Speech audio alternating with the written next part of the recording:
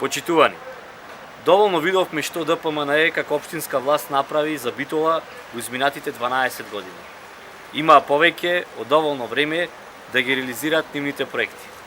Наместо тоа, од градот си направија акционерско друштво каде интересите на битолчани ги заменаа со своите лични интереси. Љубовта кон Битола се гледа пред се преку инвестирањето во младите. За жал, локалната власт на ДПМНЕ во заминување ниту за нив не направи ништо. Крајно лицемерно е да ветуваат реконструкција на училиштата кои тие ги оставија во енорни долгови. Нивното неодговорно и недомакинско работење доведе до тоа повеќе од 10 училишта да останат со блокирани сметки. На почетокот на 2017 година долгот на медицинското училиште изнесуваше 20 милиони денари, на Крсте Петков Мисирков 15 милиони денари, на Таки Даскалот 11 милиони денари, на Коле Канински 11 милиони денари, Неопида Караманди 7 милиони денари и уште многу други кои останаа со натрупани долгови, додека вкупниот долг на сите училишта изнесуваше фрапантни 107 милиони денари или во превод 1.700.000 евра.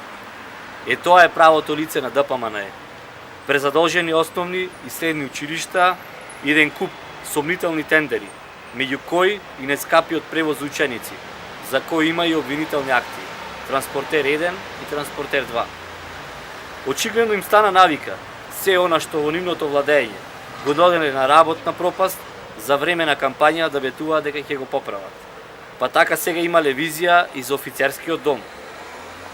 Истите оние, поради кои објектот е сега во распаѓање, сакаат да го продадат за смешна почетна цена од 900.000 евра. Да не се побунеа вистонските битолчани, кои си ја сакаат Битола, тоа и ќе го направи. Битола заслужува многу повеќе. Одговорна и транспарентна локална самоуправа, за која интересите на битолчани ќе бидат на прво место и која ќе го врати сјајот во градот и во него навистина ќе има живот за сите. Тоа и ќе го добие Битола во наредните избори со заокружување на бројот 19. Ви благодарам.